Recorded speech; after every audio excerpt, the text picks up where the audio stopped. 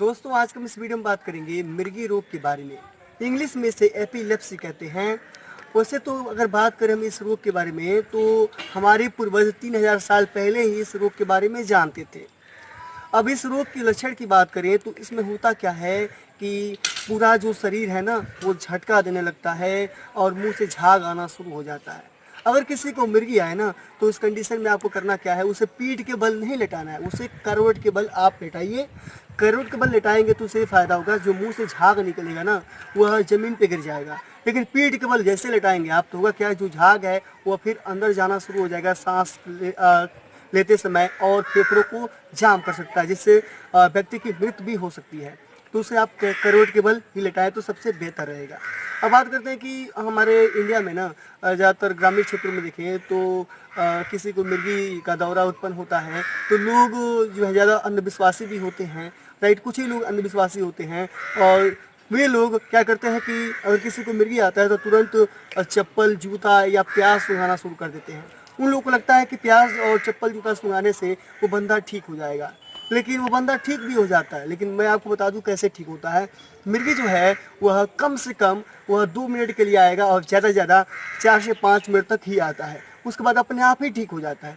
लेकिन बीच में लोग प्याज जूता या चप्पल सुंघाते हैं और अपने आप बंदा 2 मिनट या 4 या 5 मिनट में ठीक हो जाता है, तो लोगों को लगता है कि सुंघाने से ठीक हुआ है, लेकिन ऐसा कुछ नहीं है, वह अपने आप ही ठीक हो जाता है। अब बात करते हैं कि इस रोग का कारण क्या है। थोड़ा हम समझ लेते हैं सबसे पहले अपने मस्तिष्क के बारे में।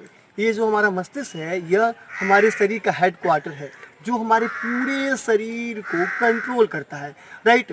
अगर हम एक एडल्ट पर्सन की बात करें तो एडल्ट पर्सन में 1400 ग्राम का ये मस्तिष्क का भार होता है, राइट। और इसके अंदर अरबों की संख्या में न्यूरॉन्स होते हैं जो कोशिका ही है, राइट।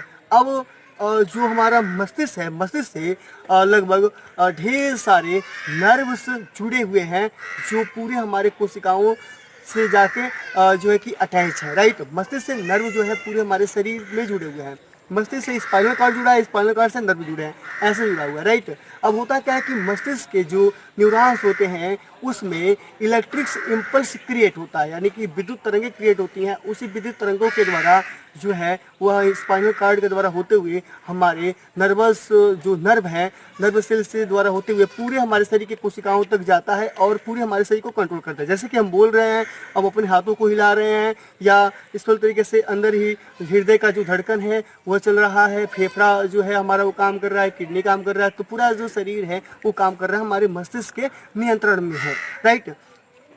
अब होता क्या है कि अगर ब्रेन अगर सही से काम करना बंद कर दे या सही से काम ना करे, अगर ब्रेन का फॉल्ट हो जाए तो होगा क्या कि जो इलेक्ट्रिक जो वेव से निकलते हैं वो ज़्यादा मात्रा में निकलने लगते हैं, यानी कि विद्युत तरंगे ज़्यादा मात्रा में निकलती है तो पूरा जो शरीर है वो झटका देने लगता है, मुंह से झाग आना शुरू हो जाता है। अब बात करते हैं कि मिर्गी का कारण क्या है।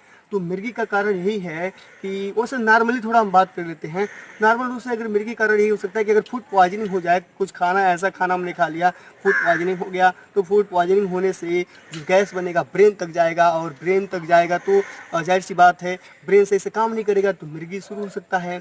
या जो है कि जो ब्लड शुगर के जो रोगी हैं उन लोगों को भी यह हो सकता है, या मस्तिष्क में अगर कोई इन्फेक्शन हो तो उसके कारण भी मिर्गी का दौरा उत्पन्न हो सकता है। अब बात करते हैं कि जो मिर्गी जो रेगुलर लोगों को हमेशा मतलब आता है, मेन मिर्गी आने का कारण क्या है। तो मेन इसका कारण यही हो सकता है कि अगर किसी व्यक्ति को किसी कारण एक्सीडेंट हो जाता है, सिर में चोट लग जाती है तो ब्रेन डैमेज होने के कारण जो है कि ब्रेन सही से काम नहीं करेगा तो मिर्गी आएगा। तो इस तरह का जो मिर्गी है वो 2 प्रकार का होता है। तो जो पहला प्रकार है ये है फोकल। फोकल में क्या होता है कि ब्रेन का कोई एक पार्टिकुलर थोड़ा सा हिस्सा जो है वह सूजन हो जाएगा उसमें या डिस्टर्ब हो जाएगा, जिसके कारण मिर्गी आएगा। दूसरा जो इसका है ये है जनरलाइज्ड राइट एपिलेप्सी। इसमें क्या होगा कि पूरा जो मस्तिष्क है वह डैमेज हो जाता है, जिसके कारण जो है कि मिर्गी बार बार आता है। अगर किसी को आ रहा है तो आप उसे न्यूरोलॉजिस्ट को ज़रूर दिखाएं, यानी कि डॉक्टर को दिखाएं, और डॉक्टर जो है उसका ट्रीटमेंट करेगा और इसका जो इलाज संभव है बंदा ठीक हो सकता है, राइट। इसमें क्या होता है कि लगभग 2 साल 3 साल तक दवाइयों का यूज़ करना होता है और रेगुलर दवाइयाँ खानी होती हैं। अगर आप रेगुलर नहीं खाएंगे, बीच में छोड़ देंगे तो समस्या क्रिएट हो सकती है, राइट। तो बीच में ये कभी भी आ सकता है। लेकिन अगर रेगुलर आप दवाइयाँ खा रहे हैं 2 साल तक, तो मिर्गी किसी को नहीं आता है, तो डॉक्टर वैसे ही मान लेते हैं बंदा ये ठीक हो गया है। और जो है कि इसकी जो जांच होती है निष्फल तरीके से, कैसे जांच होती है मैं बता दूं कि सीटी स्कैन या एमआरआई स्कैन के द्वारा ब्रेन को स्कैन करके देखा जा सकता है कि ब्रेन में कहाँ सूजन है, ब्रेन डैमेज है कि नहीं है। इस तरह जो डॉक्टर हैं जांच करके इसका ट्रीटमेंट कर देते हैं। दोस्तों, आई होप मेरे द्वारा दी गई जानकारी आपको ये समझ में आई होगी। हम ऐसा ही जानकारी संबंधित वीडियोज अपने चैनल पर लेकर आते रहते हैं।